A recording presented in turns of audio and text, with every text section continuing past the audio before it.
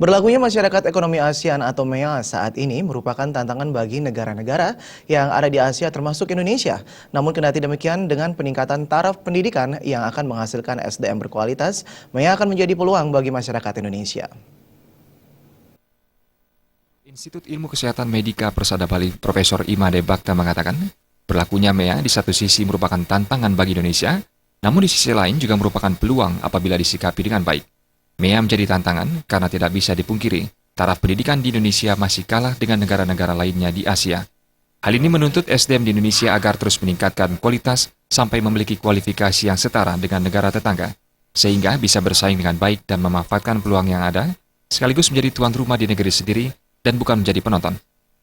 Jadi di dalam perkembangan kita di Indonesia sekarang ini dengan adanya MEA, Masyarakat Ekonomi ASEAN, atau ASEAN Economic Community, itu merupakan suatu tantangan bagi kita pada salah satu sisi, pada sisi yang lain adalah suatu peluang bagi kita semua. Karena Indonesia mempunyai advantage, jadi kelebihan-kelebihan dengan produk yang sangat banyak sehingga memerlukan bermacam-macam industri dan sebagainya. Nah, juga menjadi tantangan karena taraf pendidikan kita masih kalah dengan negara-negara ASEAN lain seperti Malaysia, Filipina, dan Singapura. Oleh karena itu, maka di dalam persaingan itu, pengembangan pendidikan harus menjadi prioritas utama supaya tenaga-tenaga kita mempunyai kualitas dan kualifikasi yang setara dengan negara tetangga kita. Sehingga dengan demikian mereka bisa bersaing dengan baik.